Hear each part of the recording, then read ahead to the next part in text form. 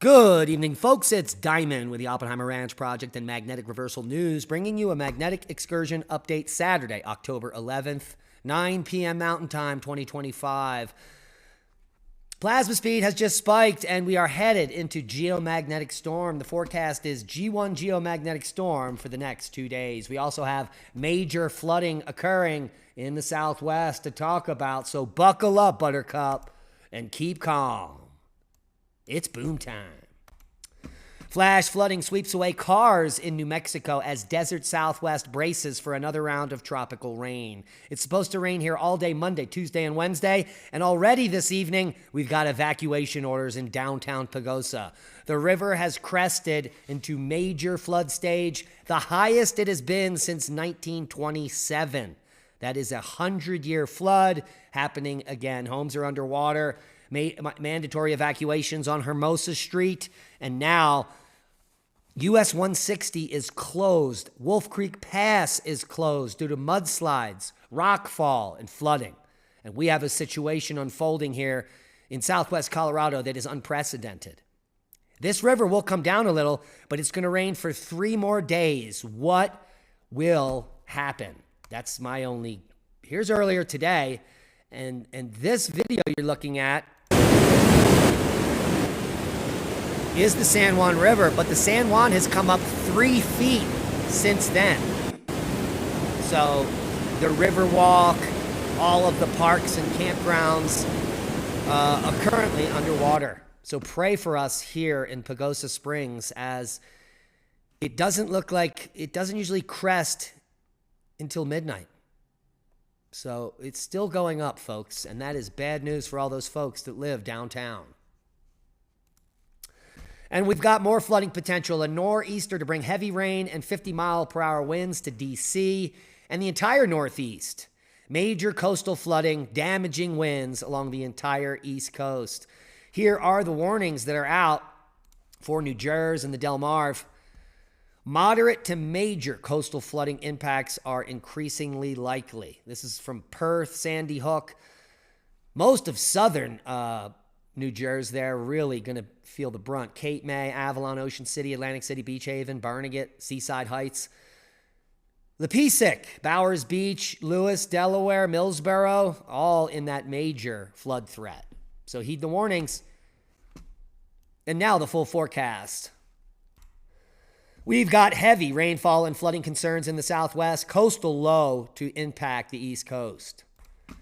Deep tropical moisture will lead to widespread showers and thunderstorms capable of producing flash flooding through early next week over the southwest and Four Corners. A coastal storm is expected to impact the southeast U.S. coast and mid-Atlantic region with flooding, dangerous rip currents, gusty winds, and heavy rain.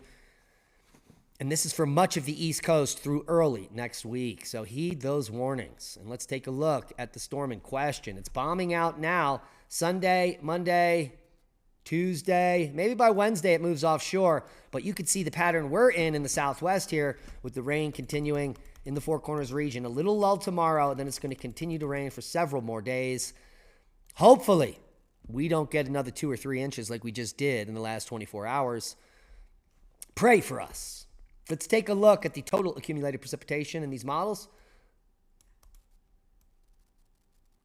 And so not as much as we just got. We could be picking up 2 or 3 inches again, but hopefully that is much less. Let's take a look at total snowfall, because it is going to come in like a lion here.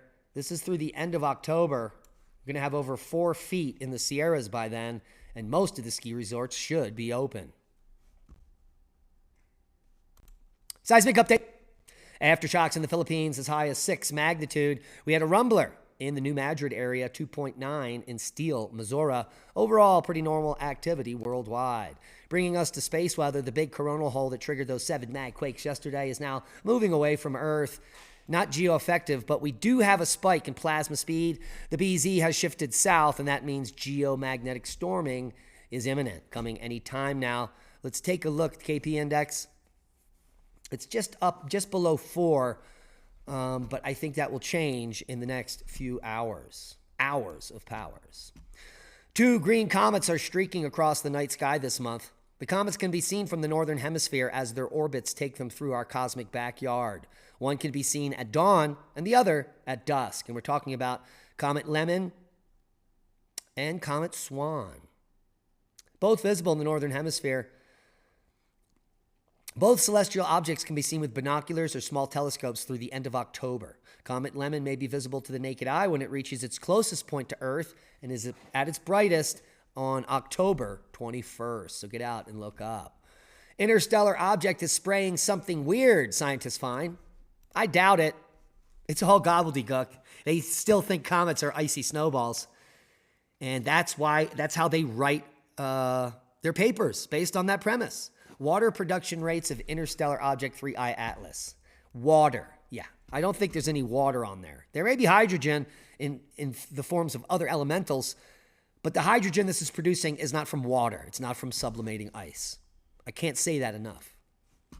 And the interpretation of the stripe in a new image from Perseverance rover, no, it's not a rod-shaped UFO, you dum-dums.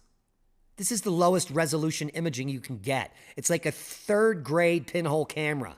And what this is actually showing is dozens of images stacked together to form a rod. And I can prove it to you. The conclusion is the stripe in the NavCam image must have resulted from stacking hundreds of NavCam images over a time interval of about 10 minutes. 3I Atlas would have looked like a circular spot for an individual snapshot, which has a maximum exposure of 3.28 seconds for NavCam. In a single frame, the motion of 3I Atlas on the Martian sky would have smeared its image by merely 300 kilometers. So this is a smearing, and it is not a spaceship. It's just a rock, folks. Scientists completed a toxicity report on a new forever chemical called PFNA. It could cause developmental, liver, and reproductive harms, but we're using it in everyday products all the time. And it's contaminated our rain, our subsurface, and our groundwater. The final report was ready in mid-April, according to an internal document review by ProPublica, but the current Trump administration has yet to release it. I wonder why. They want you dead, folks. They don't care about you. You just missed it.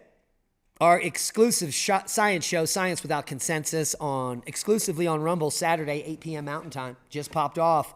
The 8 oldest artifacts ever discovered. Please support us over there and go get it. The link will be below. And that's a boom to knowledge. Pray for us. The flooding, we live on the river right here. The Rio Blanco is bankfull. It is now overflowing. Hopefully our home doesn't flood like it has before when the ditch flooded. So we could use your thoughts and prayers this evening. And it is not over, folks. We have more to report on. The rain isn't going to stop until Thursday.